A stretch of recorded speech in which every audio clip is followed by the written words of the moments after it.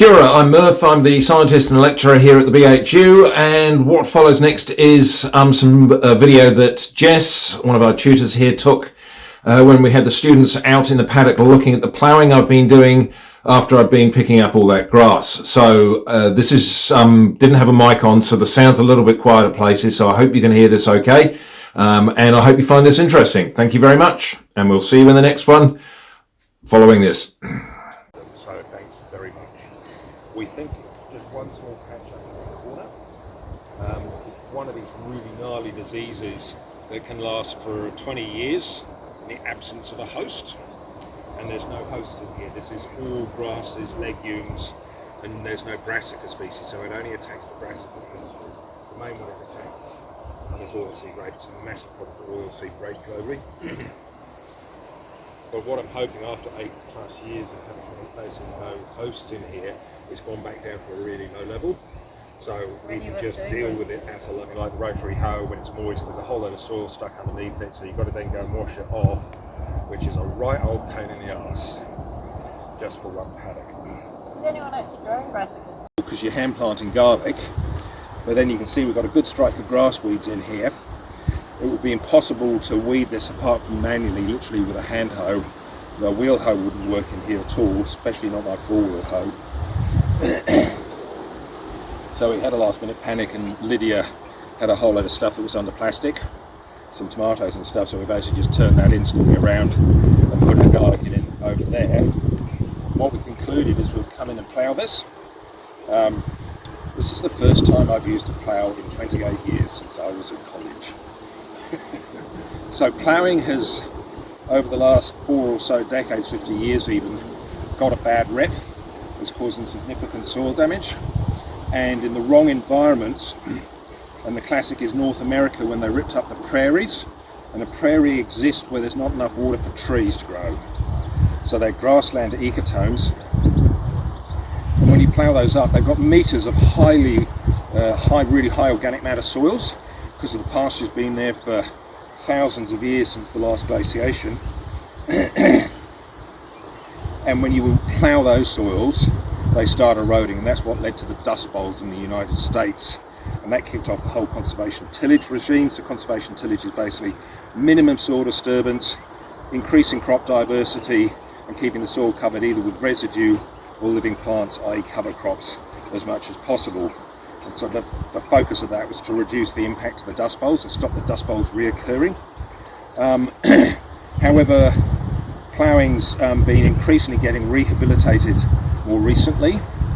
We're starting to realise in these min-till and no-till systems, the organic matter of the organic carbon's accumulating on the soil surface, where it's really at high risk of decomposing again and going back to the atmosphere, whereas organic carbon that's deeper in the soil below the oxygenated level, which is about 15 to 20 centimetres, is highly protected because there's no oxygen down there. So there's no oxygen, the microbes can't decompose it, it just sits there. So increasingly we're looking at these systems where you surface work something for a number of years or have pasture on it. Then if you plough it, you put that carbon down below and it locks it in, and you can start building up surface carbon again. The other thing with ploughing, its original purpose, a lot of people think ploughing is about soil management and breaking up the soil plots. Its primary purpose is vegetation management. That's why the no-till guys call it chemical spraying Roundup, glyphosate chemical ploughing. So what happens here is we essentially take this thick turf layer and we tip it under the ground, and it's gone, and it's no longer a problem. But also what I have to do is drive that wheel into the furrow. So one of the issues is I'm putting compaction at depth. So what we'll do is spring, when we come in and put the vegetable beds in, we'll use the rigid tines and rip well below this layer. Okay. And that'll loosen it up for the vegetables. Make some nice hard wheelings to drive on as well. So one of the other things with ploughing, as you can imagine, if you're moving the entire 20 centimetres of a field sideways 30 centimetres, there's a lot of energy. So this is about 60 kilowatts, 60 horsepower. And I was quite surprised how slow I've got to go. So I'm having to use 4-wheel drives because this has got 30 centimetre 12-inch tyres on it for vegetable production. So they got considerably less traction than the original tyres that would have been on here, where the tractor being used in an arable situation. So I'm having to use four-wheel drive to get enough traction, and I'm still going really slowly. So this requires a huge amount of power of energy to actually drive it along. What you'll see, I'll start off, I'll go and cut a slice out. You'll notice particularly the front wheels, you'll see they're rotating faster than the tractor's going forwards. So this is wheel slip. There's some description that cuts a slice through the soil, makes a clean cut, and then this basically is cutting almost horizontally, picks the soil up, and then the moldboard here turns it over and gives you that inversion. Newer ploughs, they'll often have a thing called a skim, which is like a mini plough here, that comes and takes a slice out of the top 10 centimetres, puts it in the bottom of the furrow, so you get really good inversion and burial of material on the surface.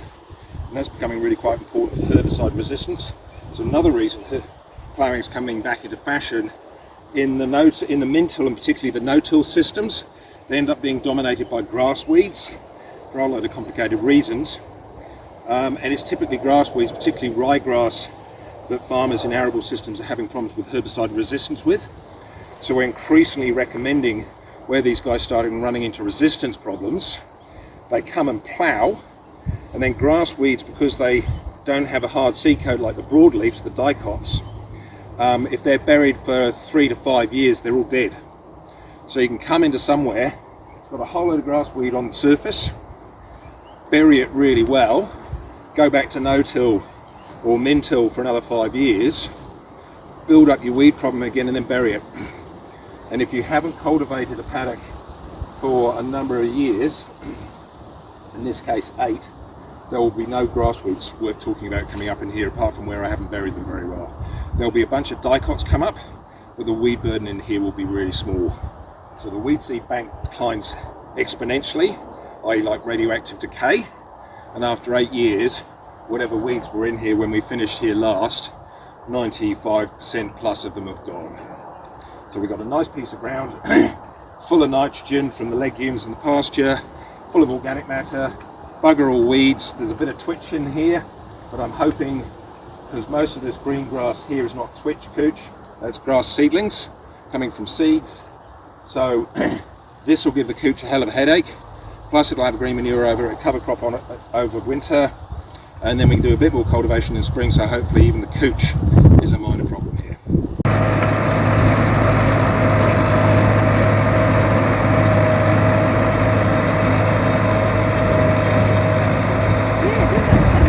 Like, wait.